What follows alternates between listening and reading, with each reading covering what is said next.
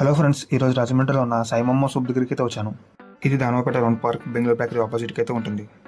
వీళ్ళ దగ్గర veg corn, manchow, tomato, hot pot, lemon, coriander chicken soup and mutton bone soup కూడా ఉంటుంది.